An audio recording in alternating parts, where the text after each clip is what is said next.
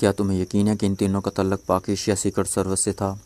Colonel ڈیریمن نے ساتھ بیٹھے ہوئے ٹیرم سے مخاطب ہو کر پوچھا، جس نے اسے تفصیل بتا دی تھی کہ ان کے پیچھے پاک ایشیا سیکرٹ سروس کے 3 ممبر لگے تھے جنہیں انہوں نے ہلاک کر دیا ہے۔ یس چیف، ہم ان کی شکلیں دیکھتے ہی پہچان گئے تھے کہ وہ کون ہیں۔ ہم نے پیرل پیلس میں جو دھماکہ کیا تھا وہاں ہم کافی دیر رکے رہے تھے۔ یہی 3 افراد اچانک ہی وہاں آ گئے تھے، جبکہ ہمارا خیال تھا کہ عمران اور پاک ایشیا سیکرٹ سروس کے ممبران کے انتظار کے لیے ہمیں کافی دیر رکنا پڑے گا، اور پھر ہمارے لیے یہ مسئلہ بھی تھا کہ ممکن ہے کہ پاک ایشیا سیکرٹ سروس اور عمران دھماکہ ہونے والے مقام پر نہ آئیں۔ ہم نے ایک کوشش کی تھی اور ہماری کوشش کامیاب ہو گئی تھی اور یہ تینوں وہاں پہنچ گئے۔ ہم نے انہیں اپنے پیچھے لگا لیا تھا اور ہمارا ارادہ تھا کہ ہم انہیں کسی سنسان راستے پر گھیر کر ہلاک کر دیں تاکہ پوری سیکرٹ سروس ہمارے پیچھے لگ جائے، لیکن یہ ہم سے زیادہ تیز بننے کی کوشش کر رہے تھے۔ انہوں نے پیچھے سے ہی ہٹ کرتے ہوئے ہماری کار الٹا دی تھی۔ اگر ہم نے کار میں حفاظتی سسٹم آن نہ کر رکھا ہوتا تو جس طرح سے انہوں نے ہماری کار کو ٹکرے مار کر الٹایا تھا، ہم دونوں میں سے شاید ہی کوئی زندہ بچتا۔ ہم نے ان کا بھرپور مقابلہ کیا تھا اور اس سے پہلے کہ وہ ہم پر حاوی ہو جاتے میں نے ان پر ہینڈ گرینیڈ پھینک دیا جس سے وہ تینوں ہلاک ہو گئے تھے، ٹیرم نے تفصیل بتاتے ہوئے کہا۔ بہرحال تم دونوں کی یہی پلاننگ تھی کہ تم دونوں عمران اور پاک ایشیا سیکرٹس کو اپنے پیچھے دوڑائے رکھو تاکہ میں اپنا کام آسانی سے کرتا رہوں۔ تم دونوں بھی اپنے مقصد میں کامیاب رہے اور میں بھی۔ میں نے بلیک بک حاصل کر لی ہے اور ان 4 ایجنٹوں کا بھی پتہ چلا لیا ہے کہ وہ کہاں ہیں۔ اب بس ہمیں ان 4 کو ہلاک کرنا ہے اور پھر ہمارا مشن مکمل ہو جائے گا اور ہم فوراً یہاں سے نکل جائیں گے، کرنل ڈیریمن نے کہا تو ٹیرم نے اس بات میں سر ہلا دیا۔ عمران تیزی سے کار دوڑاتا ہوا شمالی پہاڑیوں میں داخل ہوا اور پھر وہ کار کو مختلف راستوں اور پہاڑیوں کے پیچھے سے گھماتا ہوا اس طرف لے گیا جہاں ایک پرانا قلعہ بنا ہوا تھا۔ عمران نے کار ایک پہاڑی کے اوپر میں روکی اور پھر وہ کار سے نکل آیا۔ اسے کار سے نکلتے دیکھ کر ٹائیگر بھی کار سے نکل آیا۔ عمران نے کار کی سیٹ ہٹا کر اس کے نیچے رکھا ہوا اسلحہ نکالا اور اسے اپنی جیبوں میں منتقل کرنا شروع کر دیا۔ اس نے ایک مشین پسٹل، راڈز، بم اور اس کے چند فالتو میگزین اور ایک منی میزائل گن نکال کر ٹائیگر کو بھی دے دی۔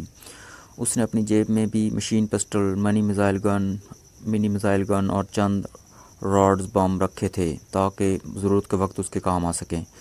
عمران نے کار کے ڈیش بورڈ سے ایک چھوٹی سی ڈبیا نکالی اور اسے کھول کر اس میں سے 2 سفید رنگ کی گولیاں نکال کر منہ میں ڈال لیں اور انہیں چوسنے لگا۔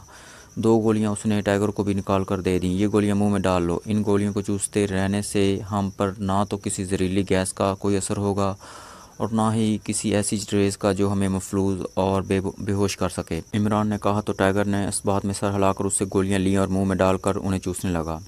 آؤ اب ذرا colonel Derriman, chief of red fly کے مزاج پرسی کر لیں، عمران نے کہا۔ اس کے چہرے پر ٹھوس چٹانوں کی سی سنجیدگی تھی۔ ٹائیگر نے اس بات میں سر ہلایا۔ عمران نے سیٹ کے نیچے سے ایک چھوٹی مگر انتہائی طاقتور ٹیلیسکوپ نکالی اور آگے بڑھ کر ایک چٹان کی آڑ سے میدانی علاقے میں موجود قلعے کی طرف دیکھنا شروع ہو گیا، لیکن وہاں خاموشی اور ویرانی چھائی ہوئی تھی۔ وہاں کوئی شخص دکھائی نہیں دے رہا تھا۔ عمران نے ٹیلیسکوپ آنکھوں سے ہٹائی اور پھر اس نے ٹائیگر کو اشارہ کیا اور وہ دونوں تیزی سے قلعے کی جانب بڑھتے چلے گئے۔ قلعے کی طرف جانے والے راستے میں جگہ جگہ چٹانیں بکھری ہوئی تھیں۔ قلعے کے ارد گرد جھاڑیاں تھیں۔ وہ دونوں جھاڑیوں کی آڑ لیتے ہوئے آگے بڑھ رہے تھے۔ جھاڑیوں کے نزدیک جاتے ہی وہ جھکے انداز میں قلعے کی جانب بڑھنے لگے تھے۔ ان کے سامنے قلعے کا بڑا سا پھاٹک تھا جو بند تھا۔ قلعے کی طرف بڑھتے ہوئے عمران بار بار قلعے کا ٹیلیسکوپ سے جائزہ لے رہا تھا، لیکن اسے ابھی تک وہاں کوئی خطرہ دکھائی نہیں دیا تھا۔ کچھ ہی دیر میں وہ گیٹ کے قریب پہنچ گیا۔ گیٹ کے پاس ایک کار کے ٹائروں کے نشان دیکھ کر عمران کی پیشانی پر لامتعداد سلوٹیں آ گئیں۔ او نہا تو کرنل ڈیریمن یہاں پہنچ چکا ہے، عمران نے ہونٹ پیچتے ہوئے کہا۔ ظاہر ہے وہ ہم سے پہلے نکلا تھا، وہ راستے میں بھی ہمیں کہیں دکھائی نہیں دیا تھا، اس لیے لامحالہ اس کا یہاں پہنچنا ضروری تھا، ٹائیگر نے کہا۔ آؤ ہمیں جلد اندر پہنچنا ہے۔ مجھے یقین ہے کہ کرنل ڈورانی نے اپنے 4 ایجنٹوں کو انڈر گراؤنڈ ریڈ سیل میں رکھا ہوگا۔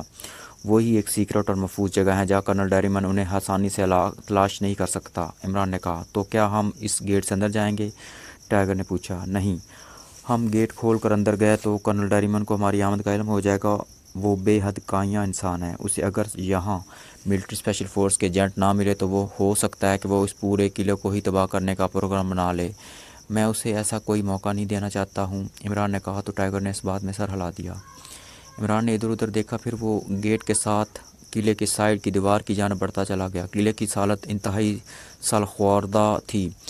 قلعے کی پرانی اور چھوٹی چھوٹی اینٹیں جگہ جگہ سے نکلی ہوئی تھیں اور دیواریں ٹوٹ پھوٹ کا شکار تھیں۔ دیوار کے پاس جا کر عمران نے ایک ٹوٹی ہوئی اینٹ پکڑی اور اوپر اٹھتا چلا گیا۔ وہ ٹوٹی ہوئی اینٹوں اور دیوار میں بنے ہوئے سوراخوں میں ہاتھ پاؤں پھنساتا ہوا تیزی سے اوپر چڑھتا جا رہا تھا۔ جب وہ دیوار کے آدھے حصے تک پہنچ گیا تو ٹائیگر نے بھی اس کی تقلید کرنا شروع کر دی۔ وہ بھی اس کے انداز میں دیوار کے اوپر چڑھنا شروع ہو گیا۔ یہ دیوار قلعے کی چھت تک جاتی تھی جو کافی بلندی پر تھی، لیکن عمران اور ٹائیگر دیوار سے لگے چھپکلیوں کی طرح تیزی سے اوپر چڑھتے جا رہے تھے۔ کچھ ہی دیر میں وہ دونوں قلعے کی چھت پر تھے۔ چھت خالی تھی۔ عمران اور ٹائیگر تیزی سے دوڑتے ہوئے چھت کے اس حصے کی طرف بڑھتے چلے گئے جہاں ایک بڑا سا زینہ بنا ہوا تھا جو نیچے جاتا تھا۔ زینے کے پاس جا کر عمران ایک لمحے کے لیے رکا۔ اس نے جیب سے مشین پسٹل نکالا اور اسے دونوں ہاتھوں میں پکڑ کر احتیاط سے سر نکال کر زینے کی طرف دیکھنے لگا۔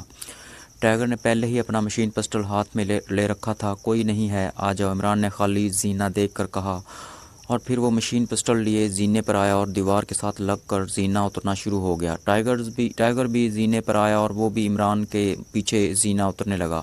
زینہ اتر کر وہ دونوں ایک راہداری میں آئے اور پھر خالی راہداری دیکھ کر وہ تیزی سے سامنے والے حصے کی طرف دوڑتے چلے گئے۔ دونوں کوشش کر رہے تھے کہ ان کے بھاگنے سے ان کے پیروں کی آواز پیدا نہ ہو سکے۔ راہداری سے گزر کر وہ ایک بڑے برآمدے میں آئے۔ جیسے ہی وہ برآمدے میں آئے اسی لمحے سائیڈ سے اچانک دو فائر ہوئے اور ان دونوں کے ہاتھ سے مشین پسٹل نکلتے چلے گئے۔ مشین پسٹل ہاتھوں سے نکلتے ہی وہ بجلی کی سی تیزی سے اس طرف پلٹے جس طرف سے فائر ہوئے تھے، اور پھر عمران وہاں ٹیرم اور جیرم کو دیکھ کر ایک طویل سانس لے کر رہ گیا۔ ٹیرم اور جیرم کے ہاتھوں میں بھی مشین پسٹل نظر آ رہے تھے۔ ان میں سے ایک نے اپنا چہرہ سیاہ کر رکھا تھا اور دوسرے نے سفید۔ البتہ ان کے خد و خال ایک جیسے تھے۔ ان دونوں کے ہونٹوں پر انتہائی طنز آمیز مسکراہٹ ناچ رہی تھی۔ Welcome in old fort mister Ali Imran MSc DSc Oxon, سفید چہرے والے شخص نے کہا جو جیرم تھا۔ تو تم دونوں شیطان بھی یہیں موجود ہو؟ عمران نے ایک طویل سانس لیتے ہوئے کہا۔ ہاں، ہم تو کہیں اور جانے والے تھے، لیکن راستے میں ہمیں ہمارا چیف مل گیا تو وہ ہمیں اپنے ساتھ یہاں لے آیا تھا۔ چیف نے بتایا تھا کہ تم اور تمہارا یہ ساتھی یہاں آنے والے ہیں، اس لیے ہم تمہارے انتظار میں یہاں آ گئے تاکہ تمہارا شاندار استقبال کر سکیں۔ ٹیرم نے بھی مسکراتے ہوئے کہا، استقبال کرنے کے لیے ہمیں چاہیے تو یہ تھا کہ ہم 7 گولیاں چلا کر تمہیں سلامی دیتے۔ 7 گولیوں کی سلامی تمہیں اور 7 تمہارے ساتھی کے لیے، لیکن ہم نے ابھی ایک گولی چلانے پر ہی اکتفا کیا ہے۔ جیرم نے کہا، کیوں؟ ایک گولی پر کیوں اکتفا کیا ہے؟ اس کی کوئی خاص وجہ؟ عمران نے مسکراتے ہوئے کہا، وجہ تو کوئی نہیں ہے، ہم تم سے کچھ پوچھنا چاہتے تھے، اس لیے ہم فوری طور پر تمہیں ہلاک نہیں کرنا چاہتے تھے۔ ٹیرم نے کہا تو عمران کے دماغ میں سنسناہٹ ہونا شروع ہو گئی۔ ان کے پوچھنے کے انداز سے ہی عمران سمجھ گیا کہ وہ اس سے کیا پوچھنا چاہتے ہیں۔ وہ لامحالہ X2 کے سلسلے میں اس سے کوئی بات کرنا چاہتے تھے، اور عمران کو اس بات کی پریشانی تھی کہ ٹائیگر اس کے ساتھ تھا اور وہ ٹائیگر کے سامنے ٹیرم اور جیرم کو X2 کے حوالے سے کوئی بات نہیں کرنے دینا چاہتا تھا۔ مجھے معلوم ہے کہ تم مجھ سے کیا پوچھنا چاہتے ہو، لیکن میں تمہاری کسی بات کا کوئی جواب نہیں دے سکتا۔ تم چاہو تو مجھے اپنے مشین پسٹل سے 6 گولیوں کی سلامی دے سکتے ہو۔ عمران نے اپنے مخصوص لہجے میں کہا، 6 گولیوں کی سلامی کا مطلب جانتے ہو تم؟ ٹیرم نے اس کی جانب غور سے دیکھتے ہوئے پوچھا۔ نہیں، میں نہیں جانتا، تم جانتے ہو تو بتا دو۔ عمران نے جان بوجھ کر انجان بنتے ہوئے کہا تو وہ ٹائیگر کے سامنے کوئی اور بات کر ہی نہ سکیں۔ ہم نے تم پر ایک گولی چلائی ہے، باقی 6 گولیاں ہم تمہارے جسموں میں اتار دیں گے، اس طرح سے ہماری سلامی پوری ہوگی۔ بولو، کر دیں تمہیں ہلاک؟ جیرم نے کہا، ہلاک کرنے سے پہلے مجھے اور میرے ساتھی کو ہمارے کفن دفن کا خرچ ضرور دے دینا، ورنہ ایسا نہ ہو کہ یہاں ہماری لاشیں بے یار و مددگار پڑی رہیں اور بجائے دفن ہونے کے ہم کیڑے مکوڑوں کی خوراک بن جائیں۔ عمران نے کہا، لاشیں تو تمہاری کیڑے مکوڑے ہی کھائیں گے، اسی طرح جس طرح ہم تمہارے 3 ساتھیوں کی لاشیں شمالی علاقے کے ایک میدان میں کیڑے مکوڑوں کے کھانے کے لیے چھوڑ آئے ہیں۔ ٹیرم نے کہا تو عمران بے اختیار چونک پڑا۔ کیا مطلب؟ میرے کن ساتھیوں کی بات کر رہے ہو؟ عمران نے ان کی جانب غور سے دیکھتے ہوئے پوچھا۔ جہاں تک مجھے یاد ہے، ہم نے اسرائیل میں پاکیزہ سیکرٹ سروس کی جو فائل دیکھی تھی اس کے مطابق ان تینوں کا نام کیپٹن شکیل، صفدر سعید اور تنویر ہونے چاہیے۔ ٹیرم نے کہا تو عمران نے بے اختیار ہونٹ بھینچ لیے۔ کیا کیا ہے تم نے ان تینوں کے ساتھ؟ عمران نے غرا کر پوچھا۔ کچھ نہیں، بس ہم نے ان پر ہینڈ گرینڈ پھینکا تھا جس سے ان کے چتھڑے اڑ گئے تھے، اور تو کچھ نہیں کیا تھا ہم نے ان کے ساتھ، جیرم نے بڑے معصومانہ لہجے میں کہا، اور ہینڈ گرینڈ سے تنویر، صفدر اور کیپٹن شکیل کے چتھڑے اڑنے کا سن کر عمران کا دل جیسے رک گیا۔ اگر یہ سچ ہے تو پھر تم دونوں کا انجام بے حد عبرتناک ہوگا۔ میں تم دونوں کو اس قدر بھیانک موت سے امکنار کروں گا کہ مرنے کے بعد بھی تمہارے روحیں بدروحیں بن کر تڑپتی اور چیختی رہیں گی۔ عمران نے انتہائی سرد لہجے میں کہا، ہماری نہیں اپنی موت کی فکر کرو عمران، تمہارا کیا خیال ہے؟ تم ہمارے سامنے ہو اور ہم تمہیں زندہ چھوڑ دیں گے؟ جیرم نے انتہائی تنزیہ لہجے میں کہا۔ کرنل ڈیریمن کہا ہے۔ عمران نے جیسے اس کی بات پر توجہ دیے بغیر پوچھا، وہ نیچے تہہ خانوں میں ہے جہاں ملٹری اسپیشل فورس کے 4 فائرن ایجنٹ چھپے ہوئے ہیں، وہ وہاں ان کا خاتمہ کرنے کے لیے گیا ہے۔ ڈیرم نے جواب دیا تو عمران غرا کر رہ گیا۔ کیا اس کے ساتھ ریمنڈ گراس بھی ہے؟ عمران نے پوچھا۔ تم ریمنڈ گراس کے بارے میں کیسے جانتے ہو؟ ڈیرم نے چونک کر پوچھا۔ میں بہت کچھ جانتا ہوں، تم سے جو پوچھا ہے مجھے اس کا جواب دو، عمران نے منہ بنا کر کہا۔ ہم تمہارے کسی سوال کا جواب دینے کے پابند نہیں ہیں، جیرم نے بھی جواباً منہ بناتے ہوئے کہا۔ سیدھی طرح باس کے سوال کا جواب دو ورنہ، ٹائیگر نے اڑا کر کہا۔ ورنہ کیا کر لو گے تم؟ جیرم نے اسے غور کر اسی کے انداز میں اڑاتے ہوئے کہا، میں تم دونوں کے ٹکڑے اڑا دوں گا، ٹائیگر نے کہا اور غصے سے مٹھیاں پینچتا ہوا ان کی طرف بڑھا ہی تھا کہ ٹیرم نے اچانک فائرنگ کر دی۔ اسے فائرنگ کرتے دیکھ کر ٹائیگر وہیں رک گیا۔ ٹیرم نے جان بوجھ کر ٹائیگر کے پیروں کے پاس فائرنگ کی تھی، جیسے اس کا مقصد بھی اسے آگے بڑھنے سے روکنا کا ہی تھا ہو۔ اگلی بار گولیاں تمہارے سینے پر پڑیں گی، ٹیرم نے انتہائی غضبناک لہجے میں کہا، لیکن دوسرے لمحے وہ بری طرح سے چینکتے ہوئے اچھل کر پیچھے جا گرا۔ اسے ٹائیگر کی طرف متوجہ دیکھ کر عمران نے اچانک اس پر چھلانگ لگا دی تھی اور اس کی ٹانگیں پوری قوت سے ٹیرم کے سینے پر پڑی تھیں۔ جیرم جو ٹیرم کے ساتھ ہی کھڑا تھا، اس نے عمران کو ٹیرم پر حملہ کرتے دیکھ کر قدرے پیچھے ہٹ کر عمران پر فائرنگ کرنی چاہی، لیکن عمران نے ٹیرم کو ٹانگوں کی ضرب لگاتے ہی الٹی کلا بازی کھائی اور وہ پلٹ کر جیرم پر آ پڑا اور اسے لے کر گرتا چلا گیا۔ عمران کو ٹیرم اور جیرم پر حملہ کرتے دیکھ کر ٹائیگر بھی حرکت میں آ گیا۔ وہ چھلانگ لگا کر ٹیرم کے پاس آیا، اس کی ٹانگ چلی اور ٹیرم کے ہاتھ سے مشین پسٹل نکلتا چلا گیا۔ ٹیرم نے اچھل کر ٹائیگر کو دبوچنے کے لیے ہاتھ پھیلائے ہی تھے کہ ٹائیگر نے اس کے ہاتھ جھٹکتے ہوئے جھک کر اسے پہلو سے پکڑتے ہوئے ایک جھٹکے سے اوپر اٹھایا اور پھر اس کے ہاتھ تیزی سے اوپر کی طرف اٹھے۔ دوسرے لمحے ٹیرم اس کے سر کے اوپر سے ہوتا ہوا پیچھے جا گرا، اس کے منہ سے ایک زوردار چیخ نکلی اور وہ بری طرح سے تڑپنے لگا۔ ٹائیگر اسے اٹھا کر پیچھے پھینکتے ہی پلٹ کر ایک بار پھر اس کی جانب بڑھا۔ ادھر نیچے گرتے ہی جیرم نے اپنے اوپر گرے ہوئے عمران کی ناک پر ٹکر مارنے کی کوشش کی، لیکن عمران نے فوراً اپنا سر پیچھے کر لیا اور پھر اس کا ایک بھرپور پنچ جیرم کی ناک پر پڑا۔ جیرم کے حلق سے ایک زوردار چیخ نکلی اور اس کی ناک سے خون کا فوارہ سا چھوٹ پڑا۔ اس نے دونوں ہاتھوں سے عمران کو زور سے دھکا دے کر نیچے گرایا اور تیزی سے کروٹیں بدلتا ہوا پیچھے ہٹتا چلا گیا۔ عمران فوراً اچھل کر کھڑا ہو گیا۔ جیرم بھی کروٹیں بدلتا ہوا ایک جگہ رکا اور پھر وہ فوراً اٹھ کر کھڑا ہو گیا۔ اس کا چہرہ انتہائی وحشت زدہ دکھائی دے رہا تھا۔ ناک سے نکلنے والا خون نہ صرف اس کے چہرے پر پھیل گیا تھا بلکہ اس کی گردن سے ہوتا ہوا اس کے سینے پر پھیلتا جا رہا تھا۔ وہ بار بار اپنے بازو کی آستینے سے ناک صاف کر رہا تھا اور عمران کو کھا جانے والی نظروں سے گھور رہا تھا۔ چند لمحے وہ عمران کو تیز اور خونخوار نظروں سے گھورتا رہا، پھر وہ انتہائی جارحانہ انداز میں عمران کی جانب بڑھا۔ ابھی وہ اچھل کر عمران پر حملہ کرنے کے لیے تیار ہو ہی رہا تھا کہ اسی لمحے ایک طرف سے بھاگتے ہوئے قدموں کی آوازیں سنائی دیں۔ آوازیں سن کر وہ بری طرح سے چونک پڑا۔ اس نے پلٹ کر دیکھا تو کرنل ڈیریمن، جو کرنل ڈورانی کے روپ میں تھا، اور اس کے ساتھ ریمنڈ کراس تھا اور وہ دونوں بھاگتے ہوئے چلے آ رہے تھے۔ رک جاؤ، بند کرو لڑائی، کرنل ڈیریمن نے بھاگ کر اس طرف آتے ہوئے کہا۔ اس کی آواز سن کر ٹیرم اور ٹائیگر بھی رک گئے، جو ایک دوسرے پر موت بن کر چھائے ہوئے تھے۔ کرنل ڈیریمن تیزی سے بھاگتا ہوا ان کے پاس آ گیا اور وہ عمران کی جانب انتہائی خوفناک نظروں سے گھورنے لگا۔ تو تم یہاں تک پہنچ گئے ہو، کرنل ڈیریمن نے غراتے ہوئے کہا۔ ہاں، تم کیا سمجھتے تھے کہ تم مجھے سرخ مکھیوں سے ہلاک کرنے میں کامیاب ہو جاؤ گے؟ عمران نے جواباً غراتے ہوئے کہا۔ ہاں، میں تو یہی سمجھا تھا۔ اگر مجھے ذرا سا بھی شک ہوتا کہ تم ایکویم لائٹ کا راز جانتے ہو اور تم اس سے خود کو نارمل کر سکتے ہو تو میں تم پر سرخ مکھیاں چھوڑنے کے بجائے تمہیں ڈائریکٹ گولیاں مار کر ہلاک کر دیتا۔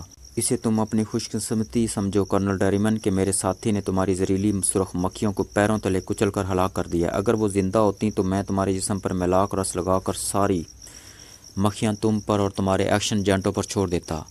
اس وقت تک تمہارے جسموں پر میلاک رس ٹپکاتا رہتا جب تک سرخ مکھیاں تمہارے جسموں سے سارا گوشت نہ نوچ لیتیں۔ عمران نے خونخوار بھیڑیے کی طرح غراتے ہوئے کہا۔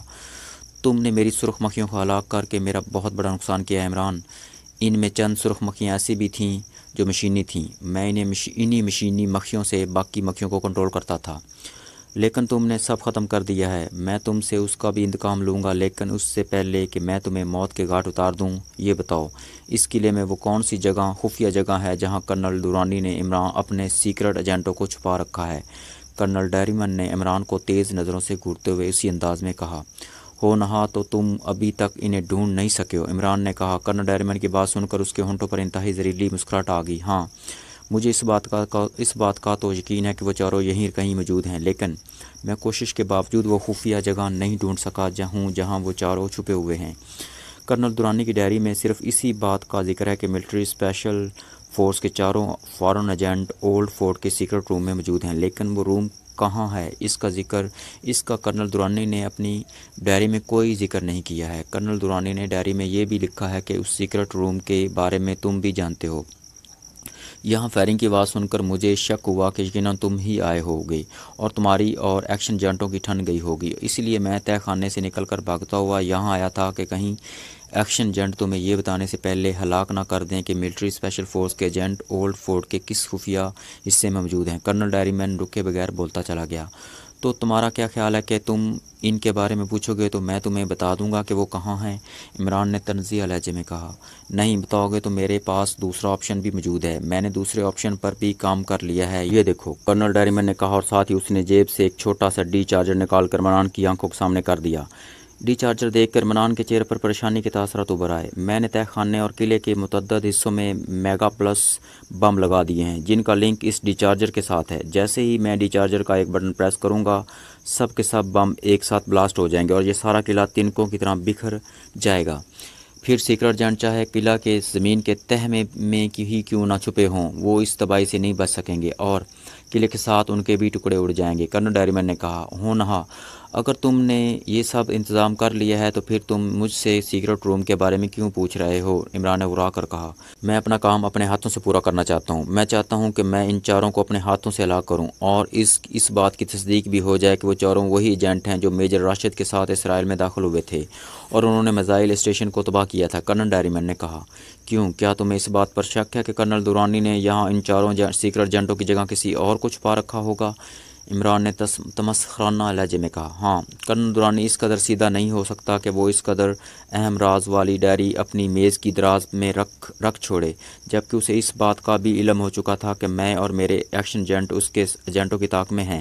مجھے تو ایسا لگ رہا ہے جیسے کرنل دورانی نے جان بوجھ کر یہ ڈائری وہاں رکھی ہوئی تھی تاکہ اگر میں یا میرے ایکشن ایجنٹ وہاں پہنچیں تو ان کے ہاتھ یہ ڈائری لگ جائے اور ہم یہی سمجھتے رہیں کہ اس نے چاروں سیکرٹ ایجنٹوں کو اسی قلعے میں چھپا رکھا ہے۔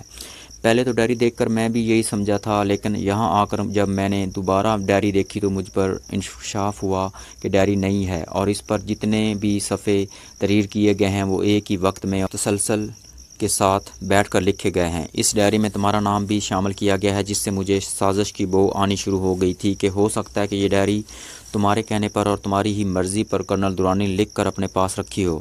کرنل ڈیری مین نے کہا تو عمران کے ہونٹوں پر انتہائی زہریلی مسکراہٹ آ گئی۔ تم ٹھیک کہہ رہے ہو کرنل ڈیری مین، یہ ڈائری کرنل دورانی نے میرے کہنے پر ہی تحریر کی تھی اور اس سے جو میں نے کہا تھا وہی اس نے لکھا تھا۔ میں چاہتا تھا کہ یہ ڈائری تمہارے یا پھر تمہارے ایکشن ایجنٹوں کے ہاتھ آ جائے اور تم سب اس قلعے میں پہنچ جاؤ تاکہ میں یہاں تمہیں گھیرنے کی تیاری کر سکوں۔ میرا اس قلعے میں تمہارے خلاف جال بچ پھیلانے کا پروگرام تھا، لیکن اس سے پہلے ہی تم کرنل دورانی کی رہائش گاہ پر پہنچ گئے اور وہاں سے ڈائری لے کر نکل آئے۔ اگر تم نے مجھے مفلوج کر کے یہ نہ بھی بتایا ہوتا کہ تم ملٹری اسپیشل فورس کے چاروں ایجنٹوں کو ہلاک کرنے کے لیے اولڈ فورٹ جا رہے ہو، تب بھی میں یہاں پہنچ جاتا، کیونکہ میں جانتا تھا کہ کرنل دورانی کی جگہ لے کر تم پہلے میجر راشد کے گھر جا کر بلیک بک تلاش کرو گے، اس کے بعد تم لا محلہ سیکرٹ ایجنٹوں کو ہلاک کرنے کے لیے اولڈ فورٹ میں پہنچو گے اور دیکھ لو، نہ چاہتے ہوئے بھی تم میرے جال میں بچھائے ہوئے جال میں پھنس گئے ہو اور اپنے ایکشن ایجنٹوں کے ساتھ اس قلعے میں موجود ہو۔ عمران نے کہا تو کرنل ڈیری مین غرا کر رہ گیا۔ ہاں، اس کا مطلب ہے کہ وہ چاروں ایجنٹ یہاں نہیں ہیں، یہ ڈائری تم نے اور کرنل دورانی نے مجھے ڈانچ دینے کے لیے بنائی تھی، کرنل ڈیری مین نے غراتے ہوئے کہا۔ ہاں، عمران نے مسکرا کر کہا اور اسے مسکراتے دیکھ کر کرنل ڈیری مین کا جیسے خون کھول اٹھا۔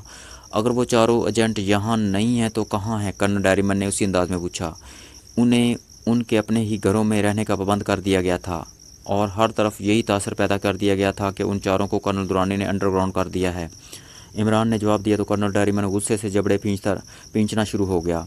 ہو نہ ہو وہ جہاں بھی ہیں میں انہیں زندہ نہیں چھوڑوں گا، انہیں ہر حال میں ہلاک ہونا ہوگا اور وہ بھی میرے ہاتھوں، کرنل ڈیریمن نے غراتے ہوئے کہا۔ میرے ہاتھوں سے زندہ بچو گے تو تم ان کے خلاف کچھ کرو گے کرنل ڈیریمن، تم نے اور تمہارے ایکشن ایجنٹوں نے یہاں جو کچھ کیا ہے تمہارا کیا خیال ہے؟ اب میں تمہیں یہاں سے آسانی سے جانے دوں گا، عمران نے تمسخرانہ لہجے میں انداز میں کہا۔ مجھے اور میرے ایکشن ایجنٹوں کو روکنے کے لیے تمہاری اوقات نہیں ہے عمران، سرخ مکھیوں سے تو تم نے خود کو اور اپنے ساتھیوں کو بچا لیا ہے، لیکن اب میں اس وقت تک یہاں سے نہیں جاؤں گا جب تک کہ میں تمہیں اور تمہارے ساتھیوں کو ہلاک کر کے تمہاری لاشوں کے اپنے سامنے ٹکڑے ٹکڑے نہ کرا دوں، کرنل ڈیریمن نے کہا، اور ساتھ ہی اس نے ایکویم لائٹ فائر کرنے والا مخصوص ریوالور نکال لیا۔ اسے ریوالور نکالتے دیکھ کر عمران کے ہونٹوں پر انتہائی طنز آمیز مسکراہٹ ابھر آئی۔ اپنا یہ کھلونا واپس اپنی جیب میں ڈال لو کرنل ڈیریمن، ہر بار ایک ہی ہتھیار سے شکار نہیں کیا جا سکتا، عمران نے مسکراتے ہوئے کہا تو کرنل ڈیریمن کے چہرے کے عضلات غصے سے پھڑکنا شروع ہو گئے، ساتھ ہی اس نے ایک گن کا ٹریگر دبا دیا، نال سے تیز روشنی نکل کر عمران پر پڑی اور کرنل ڈیریمن نے عمران کو یکطرف ساخت ہوتے دیکھا۔ عمران کو اس طرح ساخت ہوتے دیکھ کر ٹائیگر حیران رہ گیا تھا۔ قلعے میں آنے سے پہلے عمران نے گیس اور ہر قسم کے ریز سے بچنے والی گولیاں خود بھی کھائی تھیں اور اسے بھی کھلائی تھیں۔ عمران کے کہنے کے مطابق ان گولیوں کے کھانے سے نہ تو ان پر کسی زہریلی گیس کا اثر ہو سکتا تھا اور نہ ہی ایکویم لائٹ کا، لیکن اس کے باوجود کرنل ڈیریمن کے ٹریگر دباتے ہی عمران یوں ساخت ہو گیا تھا جیسے واقعی وہ ایک بار پھر پتھر کا بت بن گیا ہو۔ اسے اس طرح ساخت ہوتے دیکھ کر کرنل ڈیریمن کے ہونٹوں پر انتہائی زہر انگیز مسکراہٹ آ گئی۔ یہ تمہاری سوچ ہوگی کہ عمران کے ایک ہتھیار سے دوبارہ شکار نہیں کیا جا سکتا، جبکہ میں ایک ہتھیار سے کئی بار شکار کرنا جانتا ہوں، کرنل ڈیریمن نے غراتے ہوئے کہا۔ وہ تیزی سے مڑا اور پھر اس سے پہلے کہ ٹائیگر کچھ سمجھتا اس نے ٹائیگر کی طرف ریوالور کا رخ کرتے ہوئے ٹریگر دبا دیا۔ جولیا آندھی اور طوفان کی طرح کیپٹن شکیل، صفدر اور تنویر کو کار میں لے لیے فاروقی اسپتال کی جانب اڑی جا رہی تھی۔ وہ بار بار انتہائی تشویش بھری نظروں سے پلٹ پلٹ کر ان تینوں کی جانب دیکھ رہی تھی جن کے رنگ خون زیادہ نکلنے کی وجہ سے زرد پڑتے جا رہے تھے۔ ان کے زرد ہوتے ہوئے رنگ دیکھ کر جولیا کا دل بیٹھتا جا رہا تھا اور وہ کار ڈرائیو کرتے کرتے دل ہی دل میں ان تینوں کی زندگی اور صحت کی دعائیں مانگ رہی تھی۔ ان تینوں کی نازک حالت دیکھ کر سالہ کی اپنی حالت بھی خراب ہوتی جا رہی تھی۔ وہ بے حد ڈری اور پریشان دکھائی دے رہی تھی۔ صفدر، کیپٹن شکیل اور تنویر کے بدلتے ہوئے رنگ دیکھ کر اسے بھی اپنا سانس رکتا ہوا محسوس ہو رہا تھا۔ جلدی کرو جولیا، ان کی حالت بہت خراب ہے، اگر ہم نے انہیں جلد سے جلد اسپتال نہ پہنچایا تو انہیں کچھ بھی ہو سکتا ہے، سالہ نے کپ کپاتے ہوئے لہجے میں کہا۔ کچھ نہیں ہوگا انہیں، تم الٹی سیدھی باتیں کرنے کے بجائے ان کے لیے خیر کی دعا مانگو، جولیا نے غرا کر کہا۔ اس کے چہرے پر انتہائی سنجیدگی اور پریشانی کے تاثرات تھے۔ شدید پریشانی میں مبتلا ہونے کے باوجود وہ انتہائی تیز رفتاری سے ڈرائیونگ کر رہی تھی۔ اس کی کار شمالی علاقے سے نکل کر شہری حدود میں داخل ہو گئی تھی۔ شہری سڑکوں پر کافی رش تھا، لیکن جولیا رش کی پرواہ کیے بغیر کار تیزی سے دوڑائے لیے جا رہی تھی۔ وہ ارد گرد موجود گاڑیوں کو اوورٹیک کرنے کے ساتھ ساتھ اس بات کی بھی پرواہ نہیں کر رہی تھی کہ وہ کار رن وے پر دوڑا رہی ہے۔ جولیا کی تیز رفتار کار جب سڑک پر موجود دوسری گاڑیوں کو اوورٹیک کرتی ہوئی زائیں کی آواز کے ساتھ گزرتی تھی تو گاڑیوں میں موجود افراد اس گاڑی کو رفتار دیکھ کر سہم جاتے تھے اور بے اختیار یا تو ان کی گاڑیاں دائیں بائیں ہو جاتی تھیں یا ان کی رفتار میں نمایاں کمی واقع ہو جاتی تھی۔ جولی کی کار چونکہ ٹریفک اصولوں کے خلاف شہری سڑکوں پر انتہائی تیز رفتاری سے دوڑ رہی تھی، اس لیے کئی ٹریفک سارجنٹ اپنی موبائل گاڑیوں اور موٹر سائیکلوں پر ان کے پیچھے لگ گئے تھے۔ وہ سائرن بجاتے ہوئے تیزی سے جولیا کی کار کے پیچھے آ رہے تھے، لیکن جولیا کو بھلا ان کی کیا پرواہ ہو سکتی تھی۔ وہ کار روکے بغیر تیزی سے آگے بڑھی جا رہی تھی۔ ایک دو بار تو ٹریفک سارجنٹس کی موبائل گاڑیوں نے اس کے مقابل آ کر اس کی کار دبانے کی بھی کوشش کی تھی، لیکن جولیا بلا آسانی سے کہاں ان کے قابو میں آنے والی تھی۔ وہ ان گاڑیوں کو ڈاج دے کر تیزی سے آگے نکل جاتی اور پھر وہ کار کو دوسری گاڑیوں کے آگے پیچھے سے گھماتی ہوئی اس قدر آگے چلی جاتی کہ سارجنٹس کی موبائل گاڑیاں اس سے کافی پیچھے رہ جاتی۔ ٹریفک پولیس تو ہمارے پیچھے ہی پڑ گئی ہے، ایسا نہ ہو کہ یہ آگے سے بھی ہمیں گھیرنے کی کوشش کریں، جلد سے جلد اس سڑک سے نکلو، سہلا نے کہا۔ تم فکر نہ کرو، یہ میری گرد بھی نہیں پا سکیں گے، جولیا نے تیز لہجے میں کہا۔ وہ کار دوڑاتی ہوئی سڑک کے آخری حصے میں آئی ہی تھی کہ اسی لمحے اسے سامنے سے دو مزید ٹریفک موبائل گاڑیاں اس طرف آتی دکھائی دیں۔ وہ گاڑیاں دائیں بائیں موجود دوسری گاڑیوں کو تیزی سے ایک طرف ہٹا رہی تھیں۔ پھر جیسے ہی ان موبائل گاڑیوں نے جولیا کی کار کو اس طرف آتے دیکھا، انہوں نے فوراً اپنی گاڑیاں بیچ سڑک میں ترچھی کر کے کھڑی کر دیں۔ انہوں نے ہمارا راستہ بلاک کر دیا ہے، سالہ نے پریشانی کے عالم میں کہا۔ کرنے دو، میں کہاں رکنے والی ہوں، ان سے زیادہ مجھے اپنے ساتھیوں کی جانوں کی فکر ہے، جولیا نے غراہٹ بھرے لہجے میں کہا۔ پولیس موبائل گاڑیوں کے سامنے دیکھ کر اس کے دائیں بائیں موجود گاڑیوں کی رفتار یکطرف کم ہو گئی تھی اور کئی گاڑیاں دائیں بائیں ہو گئی تھیں۔ جولیا نے گیئر بدلا اور پھر اس نے کار کی سپیڈ پیڈل پر پاؤں کا دباؤ بڑھا دیا۔ سامنے ترچھی کھڑی موبائل گاڑیوں میں چار ٹریفک سارجنٹ موجود تھے جو اسی کی کار کی جانب دیکھ رہے تھے۔ جیسے ہی انہوں نے اس کار کی رفتار میں اضافہ ہوتے دیکھا، ان کے اوسان خطا ہو گئے اور انہوں نے فوراً اپنی گاڑیاں پیچھے ہٹا دیں۔ انہوں نے اپنی گاڑیاں پیچھے ہٹائی ہی تھیں کہ جولیا کی کار رضائیں کی آواز کے ساتھ ان کی کاروں کے درمیان سے نکلتی چلی گئی۔ اگر ٹریفک پولیس اپنی گاڑیاں ہٹانے میں ایک لمحے کی بھی تاخیر کرتے تو جولیا کی کار ان کی دونوں کاروں سے بری طرح سے ٹکرا جاتی۔ جولیا کی کار آگے نکلی ہی تھی کہ دونوں کاریں تیزی سے موڑیں اور جولیا کی کار کے پیچھے لگ گئیں، لیکن تب تک جولیا ان کی پہنچ سے کافی دور پہنچ گئی تھی۔ جولیا نے کار آگے لے جاتے ہی کار مختلف سڑکوں پر موڑنی شروع کر دی۔ کبھی کار لے کر وہ عام بازار میں گھس جاتی اور کبھی کسی عام سی گلی میں۔ اس طرح مختلف بازاروں اور گلیوں سے کار گزارتی ہوئی وہ آگے موجود ایک مین روڈ پر آ گئی اور پھر اس نے کار کو ایک بار پھر فل سپیڈ سے فاروقیہ اسپتال کی طرف دوڑانا شروع کر دیا۔ مختلف بازاروں اور گلیوں میں جانے کی وجہ سے ان کی جان ٹریفک پولیس سے چھوٹ گئی تھی۔ وہ انہیں ڈاج دینے میں کامیاب ہو گئی تھی۔ اگلے 15 منٹ میں اس کی کار فاروقیہ اسپتال میں داخل ہو رہی تھی۔ اس نے کار فاروقیہ اسپتال کے مین ڈور کے سامنے روکی اور تیزی سے کار کا دروازہ کھول کر باہر آ گئی۔ اسے تیز رفتاری سے کار اندر لاتے دیکھ کر ہسپتال کے باہر موجود افراد بری طرح سے چونک پڑے۔ کار سے نکلتے ہی جولیا رکے بغیر تیزی سے مین ڈور کی جانب بھاگتی چلی گئی۔ مین ڈور پر اسے دربان نے روکنے کی کوشش کی، لیکن جولیا نے اسے پیچھے دھکیلا اور ڈور کھول کر اندر داخل ہو گئی۔ پھر وہ سامنے موجود استقبالیہ کی طرف جانے کے بجائے تیزی سے اسپتال کے اندرونی حصے کی طرف بھاگتی چلی گئی۔ مختلف راہداریوں سے گزرتی ہوئی وہ تیزی سے ڈاکٹر فاروقی کے آفس کے پاس آئی اور پھر وہ رکے بغیر تیزی سے کمرے کا دروازہ کھول کر اندر داخل ہو گئی۔ ڈاکٹر فاروقی اتفاق سے اپنے آفس میں ہی موجود تھے۔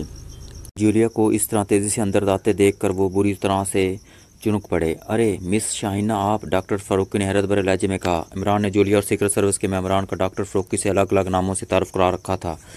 ڈاکٹر فاروقی کو اس بات کا علم نہیں تھا کہ وہ سب کس محکمے سے تعلق رکھتے ہیں۔ اس کے لیے عمران اور سر سلطان کا حوالہ ہی کافی تھا کہ اس اسپتال میں آنے والے افراد ملک کے لیے کس قدر اہمیت کے حامل ہو سکتے تھے۔ ڈاکٹر فاروقی چونکہ جولیا کو شاہینہ کے نام سے جانتے تھے، اس لیے وہ جولیا کو اس طرف اچانک اپنے کمرے میں آتے دیکھ کر چونک پڑے تھے۔ یس ڈاکٹر فاروقی، میں آپ کے لیے ایک اور ایمرجنسی لے کر آئی ہوں۔ میری کار میں 3 ایسے شخص ہیں جن پر ہینڈ گرینیڈ سے حملہ کیا گیا ہے۔ ان کی حالت بہت خراب ہے، تینوں کا بہت خون بہہ چکا ہے۔ براہ کرم انہیں جلد سے جلد اسپتال کے اندر لانے کا بندوبست کریں اور جیسے ہی ہو ان کی ٹریٹمنٹ کریں اور انہیں موت کے منہ سے نکالنے کی کوشش کریں۔ جولیا نے تیز بولتے ہوئے کہا۔ اوہ کون ہیں وہ تینوں؟ ڈاکٹر فاروقی نے چونکتے ہوئے کہا۔ ان کے بارے میں آپ کو یہی بتا سکتی ہوں کہ وہ اپنے ملک و قوم کی اہم ہستیاں ہیں جنہیں اگر کچھ ہو گیا تو ملک کو ناقابل تلافی نقصان پہنچ سکتا ہے۔ وہ کون ہیں ان کے بارے میں آپ کو یا تو عمران بتا دے گا یا پھر سیکرٹری خارجہ سر سلطان۔ آپ پلیز وقت ضائع نہ کریں اور جلد سے جلد انہیں طبی امداد وہاں پہنچائیں، جولیا نے تیز بولتے ہوئے کہا۔ اوہ ٹھیک ہے، آؤ میرے ساتھ۔ ڈاکٹر فاروقی نے ملک کی اہم ہستیوں کا سن کر فوراً اپنی کرسی سے اٹھتے ہوئے کہا۔ جولیا اور ڈاکٹر فاروقی ایک ساتھ کمرے سے نکلے اور تیز چلتے ہوئے اسپتال سے باہر آ گئے۔ باہر آنے سے پہلے ڈاکٹر فاروقی نے اسپتال کے عملے سے 3 اسٹریچر باہر لانے کے لیے کہا تھا۔ باہر سہلہ انتہائی بے چینی کے عالم میں جولیا کا انتظار کر رہی تھی۔ جولیا کو ڈاکٹر فاروقی ساتھ باہر آتے دیکھ کر وہ تیزی سے اس طرف لپکی۔ ان تینوں کی نبضیں ڈوبتی جا رہی ہیں اور ان کا خون بھی نہیں رک رہا، سالہ نے پریشانی کے عالم میں کہا۔ گھبراؤ نہیں، وہ ٹھیک ہو جائیں گے، جولیا نے کہا۔ ڈاکٹر فاروقی ان کی کار کے پاس آئے۔ انہوں نے کار میں موجود زخمیوں کو دیکھا تو ان کی پیشانی پر بھی پریشانی کے تاثرات نمودار ہو گئے۔ اوہ یہ تو شدید زخمی ہیں، جلدی کرو، انہیں اٹھا کر فوراً OT میں لے چلو، ہری اپ۔ ڈاکٹر فاروقی نے پہلے بڑبڑا کر اور پھر کار سے ہٹ کر اپنے ساتھ آئے ہوئے وارڈ بوائے سے مخاطب ہو کر چیختے ہوئے کہا۔ وارڈ بوائز فوراً آگے بڑھے اور انہوں نے کار سے تنویر، صفدر اور کیپٹن شکیل کو احتیاط سے نکال کر اسٹریچر پر ڈالنا شروع کر دیا اور پھر وہ انہیں لیے تیزی سے اسپتال کے اندر دوڑتے چلے گئے۔ ڈاکٹر فاروقی، جولیا اور سالہ بھی تیزی سے ان کے ساتھ جا رہے تھے۔ وارڈ بوائز ان تینوں کو اسپیشل آپریشن تھیٹر میں لے گئے۔ ڈاکٹر فاروقی نے جولیا اور سالہ کو تسلی دے کر باہر ہی رکنے کے لیے کہا اور وہ خود بھی آپریشن روم میں چلے گئے۔ جولیا اور سالہ کے رنگ بھی اس طرح سے سفید پڑ رہے تھے جیسے صفدر، تنویر اور کیپٹن شکیل کی طرح وہ بھی شدید زخمی ہوں اور ان کے جسموں سے بھی سارا خون نچڑ گیا ہو۔ وہ تینوں بچ تو جائیں گے نا؟ سالہ نے جولیا کی جانب دیکھتے ہوئے امید بھرے اور لرزتے ہوئے لہجے میں کہا۔ انشاءاللہ کچھ نہیں ہوگا انہیں، تم بس اللہ سے ان کی زندگی کے لیے دعا کرو، جولیا نے کہا۔ میں دعا کے سوا ان کے لیے اور کر بھی کہہ سکتی ہوں، سالہ نے کہا تو جولیا نے بے اختیار اپنے ہونٹ پینچھ لیے۔ وہ دونوں انتہائی بے چینی کے عالم میں آپریشن تھیٹر کے باہر ٹہلنا شروع ہو گئیں۔ آپریشن تھیٹر کا دروازہ بند تھا اور وہ دروازے کے اوپر ایمرجنسی والا ریڈ بلب روشن ہو گیا تھا، جس کا مطلب تھا کہ ڈاکٹر فروکی فوری طور پر ان تینوں کے آپریشن کرنے میں مصروف ہو گئے ہیں۔ جولیا اور سالہ کی حالت ایسی تھی کہ ان کا بس نہیں چل رہا تھا کہ ورنہ وہ آپریشن تھیٹر کا دروازہ توڑ کر اندر داخل ہو جاتی اور وہ اپنی آنکھوں کے سامنے ان تینوں کے آپریشن ہوتے ہوئے دیکھتی۔ جوں جوں وقت گزرتا جا رہا تھا، جولیا اور سالہ کی حالت خراب ہوتی جا رہی تھی۔ وہ دونوں انتہائی پریشانی کے عالم میں دروازے اور دروازے کے اوپر لگے ہوئے سرخ بلب کو دیکھ رہی تھی۔ نہ سرخ بلب بجھنے کا نام لے رہا تھا اور نہ ہی دروازہ کھل رہا تھا۔ تقریباً 2 گھنٹوں کے بعد آخر دروازہ کھلا اور ایک ڈاکٹر آپریشن روم سے باہر نکلتا دکھائی دیا۔ ڈاکٹر نے گرین ماسک لگا رکھا تھا اور اس کے جسم پر گرین اپیرن بھی تھا۔ اسے باہر نکلتے دیکھ کر جولیا اور سالہ انتہائی بے چینی کے عالم میں اس کی جانب لپکیں۔ کیا ان تینوں زخمیوں کے ساتھ آپ ہیں؟ ڈاکٹر نے انہیں قریب آتے دیکھ کر پوچھا۔ ہاں۔ کیسے ہیں وہ تینوں اور ڈاکٹر فروکی کہاں ہیں؟ جولیا نے بے چینی سے پوچھا۔ ان کی حالت انتہائی نازک ہے، ہم ان کا آپریشن کر رہے ہیں۔ ان کے جسموں سے چونکہ کافی خون نکل چکا ہے، اس لیے انہیں خون کی ضرورت ہے۔ کیا آپ ان کے لیے خون کی بوتلوں کا انتظام کر سکتی ہیں؟ ڈاکٹر نے پوچھا۔ ان کے خون کا گروپ کون سا ہے اور انہیں خون کی کتنی بوتلیں چاہیے؟ سالہ نے فوراً پوچھا۔ 2 افراد کے خون کا گروپ تو او نیگیٹو ہے، جبکہ ایک شخص کو او پازیٹیو چاہیے اور ان کے لیے اگر 2 بوتلیں خون کی مل جائیں تو کافی ہوں گی، ڈاکٹر نے کہا۔ کیا اسپتال کے بلڈ بینک میں یہ خون دستیاب ہے؟ جولیا نے پوچھا۔ نہیں، ڈاکٹر فروکی نے بلڈ بینک کال کی تھی، لیکن بلڈ بینک میں دونوں گروپس کا خون نہیں ہے، اس لیے انہوں نے مجھے باہر بھیجا ہے کہ آپ جلد سے جلد ان کے گروپس کے خون کا بندوبست کریں، ڈاکٹر نے کہا۔ میرا خون او نیگیٹو ہے، میں 2 افراد کو اپنا خون دے سکتی ہوں، سالہ نے کہا۔ اور میرا خون او پازیٹیو ہے، میں بھی اپنا خون دے سکتی ہوں، جولیا نے فوراً کہا۔ اوہ پھر ٹھیک ہے، آپ یہیں رکیں، میں ڈاکٹر صاحب کو بتا کر آتا ہوں، ڈاکٹر نے کہا اور پھر وہ دوبارہ اندر چلا گیا۔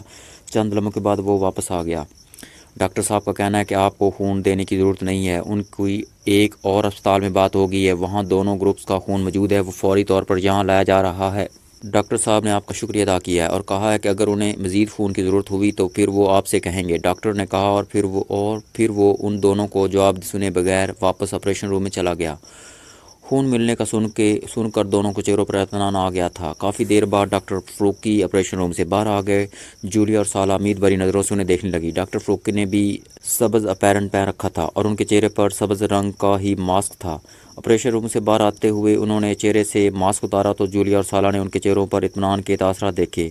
کیا وہ تینوں ٹھیک ہیں؟ جولیا نے ڈاکٹر فروکی کی جانب امید بھری نظروں سے دیکھتے ہوئے کہا۔ ہاں، اللہ تعالیٰ کا خاص کرم ہوا ہے ان پر۔ دیکھنے میں تو ان کے زخم بے حد گہرے اور خطرناک دکھائی دے رہے تھے، لیکن لگتا ہے کہ یہ تینوں بم بلاسٹنگ والی جگہ سے کچھ دور تھے۔ البتہ بم کے پریشر نے شاید انہیں اچھال دیا تھا، اس سے یہ زخمی ہوئے تھے۔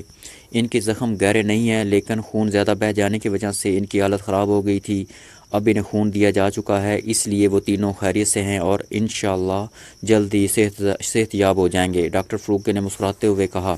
تو ان کی بات سن کر جولیا اور سالہ کے جسموں میں سکون کی لہریں سی بڑھتی چلی گئیں۔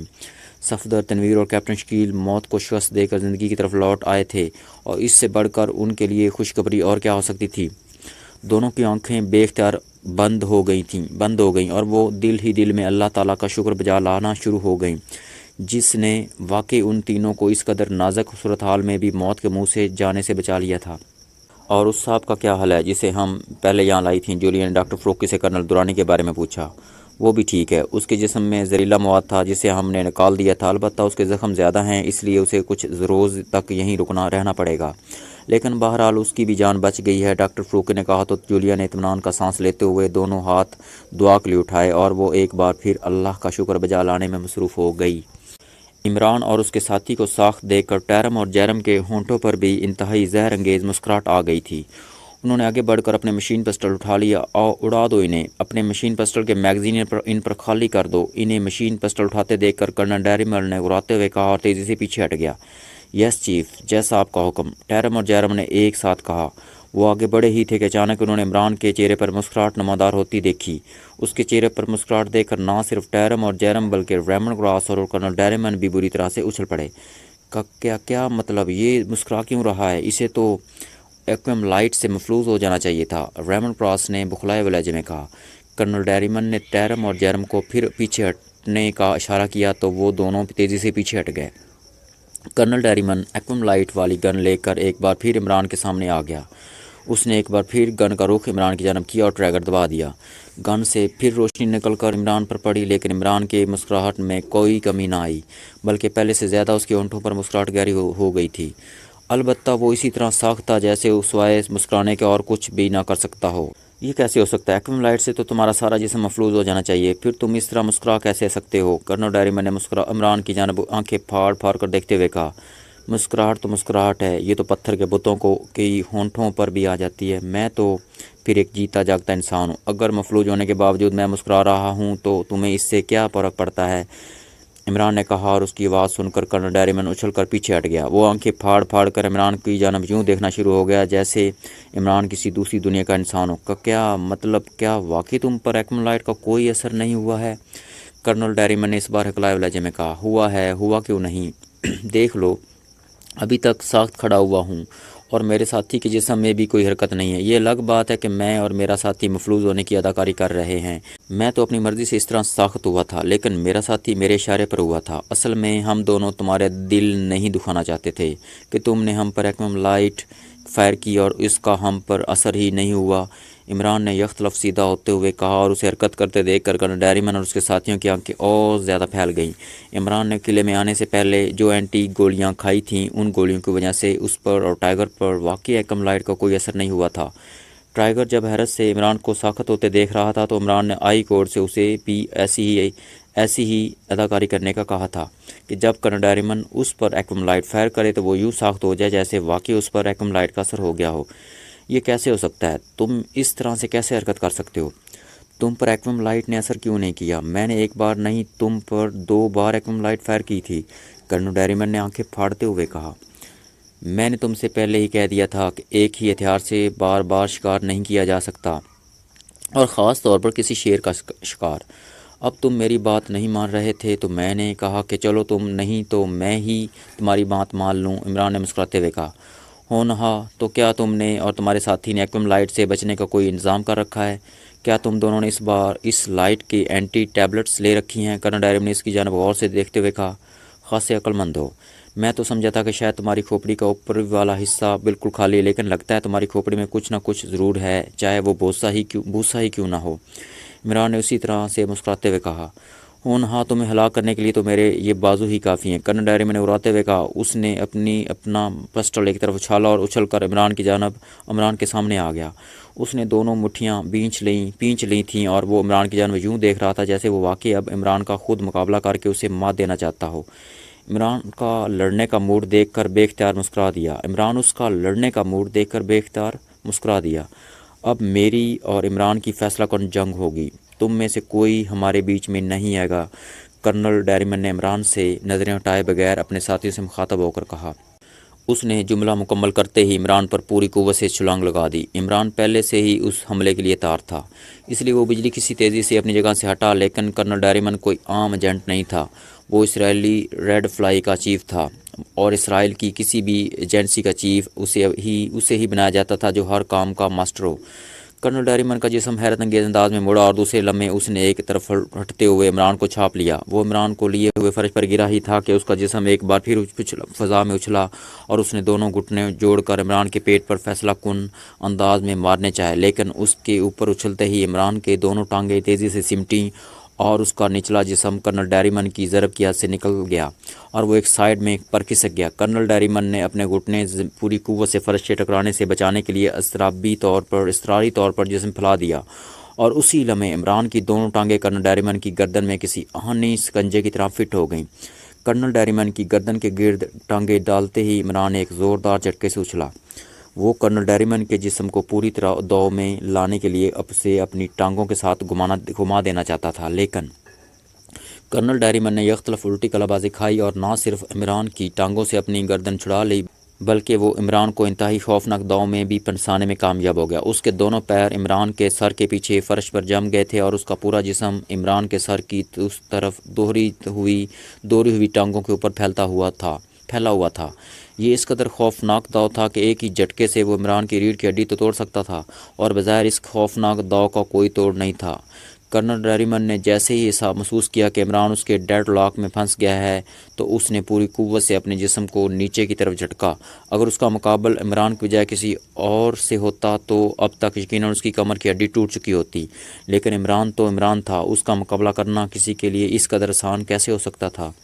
کرنل ڈیریمن نے جیسے ہی ڈیڈ لاک کا فیصلہ کرنے جھٹکا دیا، عمران نے اپنے نچلے اور دورے ہوئے جسم کو پوری قوت سے پیچھے کی طرف جھکاتے ہوئے جھٹکا دیا۔ یہ جھٹکا اس قدر شدید اور قوت سے بھرپور تھا کہ کرنل ڈیریمن کسی گیند کی طرح اچھل کر پیچھے ہٹتا چلا گیا۔ اس انداز میں جیسے کھڑا ہوا آدمی بے اختیار لڑکھڑا جاتا ہے، اسی لمحے عمران جمناسٹک کا ماہرانہ مظاہرہ کرتا ہوا فوراً اٹھ کر کھڑا ہوا۔ اب وہ دونوں ایک بار پھر آمنے سامنے تھے۔ داؤ تو اچھا کھیلا تھا تم نے کرنل ڈیریمن، لیکن تم نے فائنل جھٹکا لگانے میں دیر لگا دی تھی۔ ایسے موقع پر دیر نہیں کرنی چاہیے ورنہ پھانسا پلٹ جاتا ہے، عمران نے مسکراتے ہوئے کہا۔ کرنل ڈیریمن نے اس کی بات کو جواب دینے کے بجائے دانت کچکچاتے ہوئے عمران پر ایک بار پھر چھلانگ لگا دی۔ اس کی آنکھیں جنگلی بھیڑیے کی طرح سرخ ہو رہی تھیں۔ اس نے عمران کو ڈانٹ دینے کی پوری کوشش کی اور حملہ کرتے ہوئے جیسے ہی اس کا جسم عمران کے قریب پہنچا، اس نے نہ صرف اپنے جسم کو ایک لمحے کے لیے روک لیا بلکہ وہ کسی لٹو کی طرح گھوما اور گھومتے ہوئے اس نے اپنا ایک بازو سمیٹتے ہوئے اپنی کوہنی سے عمران کے پہلو میں انتہائی خوفناک وار کر دیا۔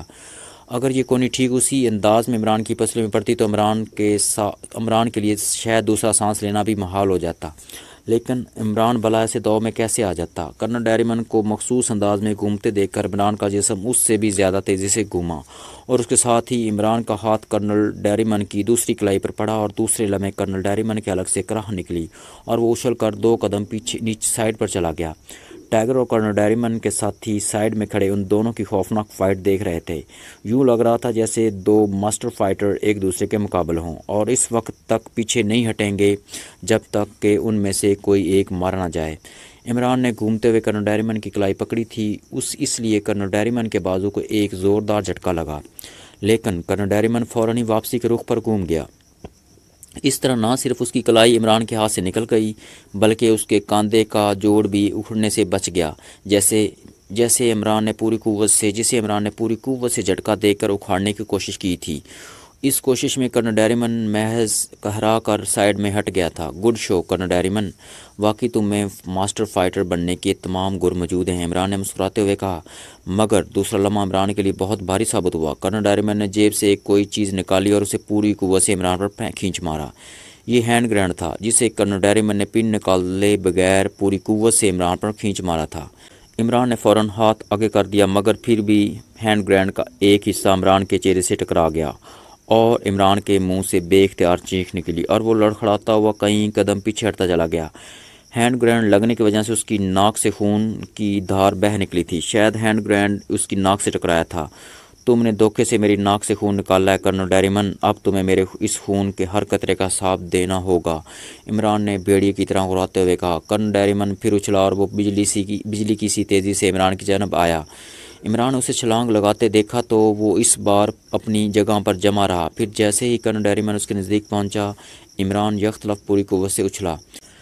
اس کا جسم ہوا میں گھما اور پھر اس کی گھومتی ہوئی ٹانگ ہوا میں اٹھے ہوئے کرنل ڈیریمن کے اڑے ہوئے جسم پر پڑی اور ساتھ ہی عمران کلا بازی کھا کر فرش پر آ گیا۔ کرنل ڈیریمن نے خود کو نیچے گرنے سے بچانے کے لیے جسم کو تیزی سے دائیں طرف موڑا تاکہ اس کا جسم پیرا ٹروپنگ کے انداز میں نیچے گرے اور وہ یقینی اور خطرناک چوٹ سے بچ جائے۔ یہ دیکھ کر عمران سیدھا ہوتے ہی ایک بار پھر بجلی کی سی تیزی سے اچھلا اور اس کی گھومتی ہوئی ٹانگ پوری قوت سے نیچے گرنے سے بچتے ہوئے کرنل ڈیریمن کی پسلیوں پر پڑی اور کرنل ڈیریمن کے حلق سے زوردار چیخ نکلی اور وہ زوردار دھماکے سے پیچھے دیوار سے ٹکرایا اور پھر دب سے نیچے آ گرا۔ اس کا چہرہ اس بری طرح سے دیوار سے ٹکرایا کہ اس کی ناک کی ہڈی ٹوٹ گئی اور اس کی ناک سے بھی خون کا فوارہ سا چھوٹ پڑا تھا۔ یہ میری ناک سے نکلنے والے خون کے پہلے قطرے کا حساب ہے، عمران نے کہا اور اچھل کر فوراً پیچھے ہٹ گیا، کیونکہ ناک کی ہڈی ٹوٹنے اور خون نکلنے کے باوجود کرنل ڈیریمن زمین پر گر کر کسی کھلتے ہوئے اسپرنگ کی طرح اڑتا ہوا عمران کی جانب آیا تھا۔ عمران کے پیچھے ہٹتے ہی کرنل ڈیریمن فرش پر آ گرا اور اس کے منہ سے ایک بار پھر چیخ نکل گئی۔ وہ یختلف جیسے ساخت سا ہو گیا۔ کیا ہوا، تمہارے کھلونے جیسے جسم کی چابی ختم ہو گئی ہے کیا؟ لیکن اتنی جلدی کیوں؟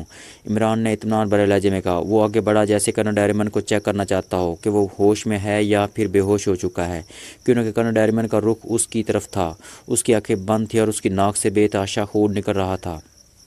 عمران جیسے ہی کرنل ڈیریمن پر جھکا، اسی لمحے کرنل ڈیریمن کی آنکھیں کھلی اور اس نے جھپٹا مار کر عمران کو پکڑنا چاہا، لیکن عمران ہوشیار تھا۔ اس نے جیسے ہی کرنل ڈیریمن کی آنکھیں کھلتے اور اس کے جسم میں حرکت ہوتے دیکھی، وہ فوراً اچھل کر ایک طرف ہو گیا اور ساتھ ہی اس کی دونوں ٹانگیں پوری قوت سے کرنل ڈیریمن کے سر پر پڑیں۔ کرنل ڈیریمن کے حلق سے نکلنے والی چیخ اس بار پہلے سے کہیں تیز تھی۔ وہ اٹھتے اٹھتے گرا اور ایک بار پھر ساخت ہوتا چلا گیا۔ اب بھی ڈرامہ بازی کر رہے ہو تو بتا دو، عمران نے اچھل کر اس کی دوسری طرف آتے ہوئے کہا، لیکن کرنل ڈیریمن کے جسم میں کوئی حرکت نہ ہوئی۔ یہ دیکھ کر ٹیرم بجلی کی سی تیزی سے کرنل ڈیریمن کی جانب بڑھا۔ اس نے جھک کر کرنل ڈیریمن کی نبض چیک کی۔ اوہ، چیف بے ہوش ہو چکا ہے۔ لیکن یہ کیسے ہو سکتا ہے؟ چیف تو مارشل آرٹس کا گرینڈ ماسٹر ہے، پھر یہ عمران سے کیسے شکست کھا گیا؟ ٹیرم نے آنکھیں پھاڑتے ہوئے کہا۔ وہ فوراً اٹھا اور اس نے ہاتھ میں پکڑے ہوئے مشین پسٹل کا رخ عمران کی جانب کر دیا۔ تم نے چیف کو شدید نقصان پہنچایا ہے عمران، اب بس تمہارا کھیل ختم، ٹیرم نے غضبناک لہجے میں کہا اور ساتھ ہی اس نے مشین پسٹل کا ٹریگر دبا دیا۔ دوسرے لمحے ماحول مشین پسٹل کی ریٹ ریٹ اور انسانی چینخ سے گونج اٹھا۔ فائرنگ ٹیرم نے نہیں کی تھی، بلکہ یہ فائرنگ اس کے حکم سے ہوئی تھی۔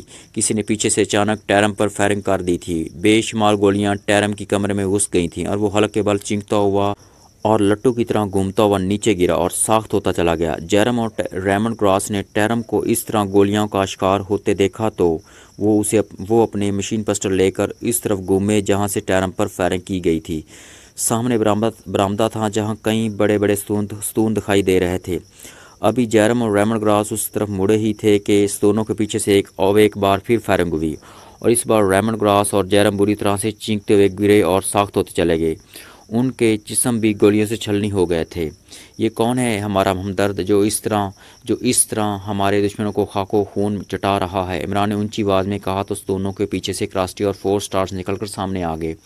انہیں دیکھ کر عمران ایک طویل سانس لے کر رہ گیا۔ کراسٹی اور 4 سٹارز تیزی سے بھاگتے ہوئے عمران کے نزدیک آ گئے۔ ان کے چہرے غصے سے بگڑے ہوئے تھے۔ تو یہ تم ہو جنہوں نے ان بیچاروں کو بے موت مار دیا ہے؟ عمران نے ان کے قریب آنے پر ایک طویل سانس لیتے ہوئے کہا، اگر ہم انہیں نہ مارتے تو یہ آپ کو ہلاک کر دیتے۔ یہ بے حد ظالم اور بے رحم انسان ہیں۔ انہوں نے کیپٹن شکیل، تنویر اور صفدر کو ہلاک کرنے کی کوشش کی تھی۔ ہم انہیں بھلا اس طرح زندہ کیسے چھوڑ سکتے ہیں؟ کراسٹی نے کہا۔ کوشش؟ کیا مطلب؟ کیا صفدر، تنویر اور کیپٹن شکیل زندہ ہیں؟ عمران نے چونک کر اور اس کی جانب امید افزا نظروں سے دیکھتے ہوئے کہا، ابھی کچھ نہیں کہا جا سکتا ہے عمران صاحب۔ تینوں کی حالت بے حد خراب تھی۔ وہ تینوں ہینڈ گرینیڈ کا شکار ہوئے ہیں۔ مس جولیا اور مس سالہ انہیں افروکی اسپتال لے گئی ہیں۔ ہماری تو یہی دعا ہے کہ وہ تینوں بچ جائیں، ورنہ، نعمانی نے دکھ بھرے لہجے میں کہا۔ ورنہ کیا؟ عمران نے گھبرا کر پوچھا۔ کچھ نہیں، میں بس اپنے سطح کو کھونا نہیں چاہتا، نعمانی عمران کی گھراہٹ سن کر بخلائے ہوئے لہجے میں کہا۔ منہ اچھا نہ ہو تو بات تو اچھی کر لیا کرو۔ کچھ نہیں ہوگا انہیں، اللہ تعالیٰ ان پر رحم کرے گا، عمران نے گھبرا کر کہا تو نعمانی نے فوراً اس بات میں سر ہلانا شروع کر دیا جیسے عمران کی بات اس کی سمجھ میں آ گئی ہو۔ تم یہاں کیسے پہنچے ہو؟ عمران نے پوچھا تو صدیقی نے اسے تفصیل سے بتا دیا۔ نعمانی کو اس قلعے میں آنے کی ایک خفیہ راستے کا علم تھا۔ وہ راستہ ہنگری پہاڑیوں میں سے ایک پہاڑی غار سے گزرتا ہوا اور زمین کے نیچے سے ہوتا ہوا اس قلعے کی ایک تہہ خانے میں ختم ہوتا ہے۔ ہم اس طویل راستے سے ہوتے ہوئے یہاں آئے تو ہم نے دیکھا کہ یہ شخص آپ پر فائرنگ کرنا چاہتا ہے، تو مس کراسٹی نے فوراً اس پر فائرنگ کر دی۔ اس سے پہلے کہ باقی دو آپ کو نقصان پہنچاتے، ہم نے انہیں بھی فائرنگ کر کے ہلاک کر دیا، خاور نے جواب دیتے ہوئے کہا۔ تو عمران نے اس بات میں سر ہلا دیا۔ عمران آگے بڑھا اور وہ کرنل ڈیریمن کی تلاشی لینے لگا۔ کرنل ڈیریمن کی ایک جیب سے اسے سیاہ رنگ کی نوٹ بک مل گئی تو اس نے سکون کا سانس لیتے ہوئے نوٹ بک اپنی جیب میں ڈال لی۔ باس، کیا واقعی آپ نے ہی کرنل ڈورانی سے ایسی ڈائری لکھنے کے لیے کہا تھا کہ یہ سب اس قلعے میں آ کر جمع ہو جائیں؟ اور کیا واقعی وہ چاروں فارن جینٹ اس قلعے میں موجود نہیں ہیں جنہیں کرنل ڈیریمن ہلاک کرنے کے لیے یہاں آیا تھا؟ ٹائیگر نے پوچھا۔ نہیں، یہ سب میں نے کرنل ڈیریمن کو ڈاج دینے کے لیے کہا تھا۔ کرنل درانی نے مجھے بھی یہی بتایا تھا کہ اس نے چاروں ایجنٹوں کو اسی فورٹ میں چھپایا ہے۔ میں نہیں چاہتا تھا کہ کرنل ڈیریمن ان چاروں کو ہلاک کرنے کے لیے اس فورٹ کو ہی اڑا دے۔ تم نے سنا نہیں تھا، اس نے فورٹ میں ہر طرف بم لگا دیے ہیں، جس کا ڈی چارجر اس کے ہاتھوں میں تھا۔ اگر یہ ڈی چارجر سے فورٹ تباہ کر دیتا تو لامحالہ وہ چاروں بھی ہلاک ہو جاتے۔ اس لیے میں نے اسے چکمہ دینے کی کوشش کی تھی اور یہ آسانی سے میرے ڈاج میں آ گیا تھا، عمران نے کہا۔ تو پھر وہ چاروں ایجنٹ ہیں کہاں؟ ٹائیگر نے پوچھا۔ آؤ میرے ساتھ، میں دکھاتا ہوں، عمران نے کہا۔ اس کا کیا کرنا ہے؟ یہ ابھی بے ہوش ہے، ایسا نہ ہو کہ اسے ہوش آ جائے اور یہ پھر ہم پر اپنی کوئی سائنسی ایجاد استعمال کرے، ہمیں بے بس کر دے، ٹائیگر نے کہا۔ ایسے ظالم، بے رحم اور شیطان صفت انسانوں کو زندہ رہنے کا کوئی حق نہیں ہے، جو دوسرے انسانوں کو کیڑ سمجھ کر انہیں کیڑے مکوڑے کی طرح ہلاک کر دیتے ہوں، کراسٹی نے گراتے ہوئے کہا، اور پھر اس سے پہلے کہ عمران اسے روکتا، کراسٹی نے اچانک بے ہوش پڑے کرنل ڈیریمن پر فائرنگ کر دی۔ بے ہوش کرنل ڈیریمن کا جسم بری طرح سے پھڑکا۔ ایک لمحے کے لیے اس کی آنکھیں کھلیں، پھر ہمیشہ کے لیے بند ہوتی چلی گئیں۔ تم نے جلد بازی سے کام لیا کراسٹی، میں اسے اب بھی ہلاک نہیں کرنا چاہتا تھا، میں اس سے یہ پوچھنا چاہتا تھا کہ اس بلیک بک میں آخر ہے کیا، جس کے لیے اس نے اور اس کے ایکشن ایجنٹوں نے پاکیشیا میں آ کر ہم سب کو بری طرح سے نچانا شروع کر دیا تھا، عمران نے منہ بناتے ہوئے کہا۔ کراسٹی کا اس طرح بے ہوش انسان پر فائرنگ کر کے ہلاک کرنا اسے پسند نہیں آیا تھا۔ او کیوں، آپ کو نہیں پتا کہ اس بک میں کیا لکھا ہوا ہے؟ کراسٹی نے چونک کر کہا۔ نہیں، وہ کوڈ بک ہے اور یہ کوڈ میرے لیے نیا ہے، ڈاٹس اور سرکل کا کوڈ جو میری سمجھ میں نہیں آ رہا ہے، اور اب تم نے کرنل ڈیریمن کو بھی ہلاک کر دیا، جس سے بلیک بک کا راز ہی رہ گیا ہے۔ اب جب تک بلیک بک ڈی کوڈ نہیں ہوگی اس وقت تک پتہ نہیں چلے گا کہ اس میں کیا ہے، عمران نے اسی انداز میں کہا۔ ڈاٹس اور سرکلز کا کوڈ کیا دونوں الگ الگ رنگوں کے ہیں؟ میرا مطلب ہے کہ ڈاٹس اور سرکل الگ الگ رنگ کے ہیں یا ایک ہی قلم سے انہیں لکھا گیا ہے؟ کراسٹی نے چونک کر پوچھا۔ الگ الگ رنگوں کے ہیں۔ کیوں، کیا تم ان کوڈز کو جانتی ہو؟ عمران نے چونک کر پوچھا۔ مجھے دکھائیں بلیک بک، میں دیکھ کر ہی بتا سکتی ہوں کہ یہ وہی کوڈ ہے یا نہیں جو میں آسانی سے سمجھ سکتی ہوں، کراسٹی نے کہا۔ تو عمران نے اس بات میں سر ہلا کر جیب سے بلیک بک نکال کر اسے دے دی۔ کراسٹی نے بک کھولی اور پھر پہلے ہی صفحے پر لکھے ہوئے کوڈ دیکھ کر وہ بے اختیار اچھل پڑی۔ اوہ، یہ تو ڈی ایس کوڈ ہے، اس کوڈ کے بارے میں مجھے علم ہے، یہ اعداد و شمار کا مخصوص کوڈ ہے جسے ایک ترتیب سے لکھ کر آسانی سے ڈی کوڈ کیا جا سکتا ہے، کراسٹی نے کہا۔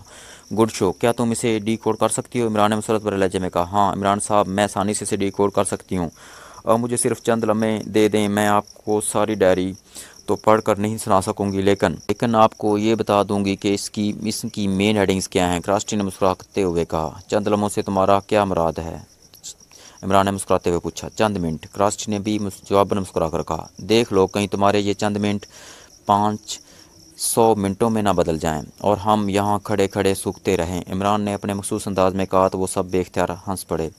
نہیں، میں زیادہ سے زیادہ 10 منٹ تک آپ کو بتا دوں گی کہ اس نوٹ بک میں کیا ہے، کراسٹی نے مسکراتے ہوئے کہا۔ گڈ شو، پھر تم یہیں رک کر اس نوٹ بک کو چیک کرو، میں ان بیچارے ایجنٹوں کو نیچے سے نکال لاؤں جو آزاد ہونے کے باوجود سیکرٹ روم کے قید خانے میں آزاد ہونے کا خواب دیکھ رہے ہوں گے، عمران نے کہا تو کراسٹی نے سوات میں سر ہلا دیا۔ وہ وہیں رک کر نوٹ بک کے کوڈ کو ڈی کوڈ کرنا شروع ہو گئی، جبکہ عمران اپنے ساتھیوں کو لے کر قلعے کے تہہ خانے میں آیا، جہاں بے شمار زندان بنے ہوئے تھے۔ تمام زندان خالی تھے۔ عمران انہیں زندان خانوں کے آخری حصے میں آیا اور پھر وہ ایک زندان میں داخل ہو گیا۔ اس نے زندان میں داخل ہو کر زندان کے ایک دیوار پر موجود ایک بار کو مخصوص انداز میں پریس کیا تو اچانک سامنے والی دیوار کسی شٹر کی طرح اوپر کی طرف اٹھتی چلی گئی۔ دوسری طرف ایک بڑا سا ہال نما کمرہ تھا جسے ضروریات زندگی سے مزین کیا گیا تھا۔ سامنے 4 بیڈ پڑے ہوئے تھے جہاں 4 افراد اطمینان سے بیٹھے باتیں کر رہے تھے۔ راستہ کھلتے دیکھ کر وہ چاروں فوراً اٹھ کر کھڑے ہو گئے اور انہوں نے انتہائی سرحد سے تکیوں کے نیچے سے اپنے مشین پسٹل نکال کر ہاتھوں میں لے لیے تھے، لیکن جیسے ہی ان کی نظریں عمران پر پڑیں تو ان کے مشین پسٹل والے ہاتھ جھک گئے۔ ارے عمران صاحب، آپ یہاں؟ خیریت، آپ کو کیسے پتہ چلا کہ ہم یہاں موجود ہیں؟ ایک نوجوان نے آگے بڑھ کر عمران کو سلام کرتے ہوئے اور حیرت بھری نظروں سے دیکھتے ہوئے پوچھا۔ بس تم سب کا میں حال و حوال جاننے کے لیے آ گیا تھا۔ کرنل درانی نے کہا تھا کہ میں جا کر تمہیں ایک نظر دیکھ لوں، کہیں تم سب بھی میجر راشد کی طرح سرخ مکھیوں کا شکار تو نہیں بن گئے، عمران نے کہا۔ او نہیں، یہاں بھلا سرخ مکھیاں کہاں سے آ سکتی ہیں؟ ہم یہاں محفوظ ہیں، ہماری اجازت کے بغیر تو یہاں ایک معمولی سی چونٹی بھی داخل نہیں ہو سکتی ہے، پھر سرخ مکھیاں بھلا یہاں کیسے پہنچ سکتی ہیں؟ دوسرے نوجوان نے مسکراتے ہوئے کہا۔ لیکن میں تو تمہاری اجازت کے بغیر ہی اندر آیا ہوں، مجھے تو کچھ نہیں ہوا ہے۔ عمران نے مسکراتے ہوئے کہا تو وہ چاروں بے اختیار ہنس پڑے۔ آپ سیکرٹ روم کے سیکرٹ اوپنر کے بارے میں جانتے ہیں، اسی لیے آپ یہاں آئے ہیں، ورنہ اس ڈور کو کھولنا کسی اور کے بس کی بات نہیں ہے، ایک نوجوان نے کہا۔ شکر کرو کہ میں سیکرٹ ڈور کھول کر یہاں آ گیا ہوں، ورنہ تم سب اس قلعے کے ساتھ ہمیشہ کے لیے دفن ہو گئے ہوتے۔ عمران نے کہا، کیا مطلب؟ اس نوجوان نے چونک کر کہا تو عمران نے اسے کرنل ڈیریمن کے وہاں پہنچنے اور انہیں تلاش کرنے کے ساتھ ساتھ قلعے میں بم لگانے کے بارے میں ساری تفصیل سے آگاہ کر دیا۔ کرنل دورانی کی سرخ مکھیوں کا شکار ہونے اور کرنل ڈیریمن کے یہاں پہنچ کر قلعے کو تباہ کرنے کا سن کر ان چاروں کے رنگ بدل گئے تھے۔ شکر ہے آپ نے بر وقت آ کر ہمیں بچا لیا، ورنہ ہم تو یہاں آرام سے پڑے ہوئے تھے اور ہمیں گمان بھی نہیں تھا کہ باہر ہماری موت کا جال پھیلایا جا رہا ہے، ایک نوجوان نے تھرتھراتے ہوئے کہا۔ ہاں واقعی اس بار ہم سب پر اللہ تعالیٰ کا خصوصی کرم ہو گیا ہے، ورنہ کرنل ڈیریمن اور اس کے ایکشن ایجنٹوں نے تو ہمیں تگنی بلکہ چوگنی کا ناچ نچانا شروع کر دیا تھا۔ جس طرح تم ان کا شکار ہونے سے بچ گئے ہو، دعا کرو کہ ہمارے جو ساتھی ان کا شکار ہوئے ہیں وہ بھی بچ جائیں، عمران نے کہا۔ انشاءاللہ وہ بھی بچ جائیں گے، ان چاروں نے بیک آواز میں کہا۔ عمران ان سب کو لے کر باہر آ گیا۔ باہر کراسٹی بدستور بلیک بک کھولے اسے ڈی کوڈ کرنے میں لگی ہوئی تھی۔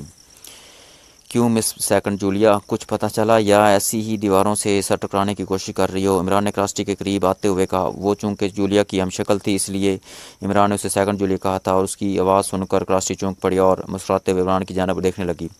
یہ بلیک بک اسرائیلی ایجنٹوں کے متعلق ہے عمران صاحب، اس بک میں ان تمام ایجنٹوں کی تفصیل موجود ہے جو پاک ایشیا میں مختلف اسیتوں سے کام کر رہے ہیں، کراسٹی نے کہا تو عمران کی آنکھوں میں بے پناہ چمک آ گئی۔ Good show! اسی لیے کرنل ڈیریمن اور ایکشن ایجنٹ اس نوٹ بک کو حاصل کرنے کے لیے پاگل ہو رہے تھے کہ کہیں ہم اس ڈائری کی مدد سے ان اسرائیلی ایجنٹوں تک نہ پہنچ جائیں، عمران نے کہا تو کراسٹی نے اس بات میں سر ہلا دیا۔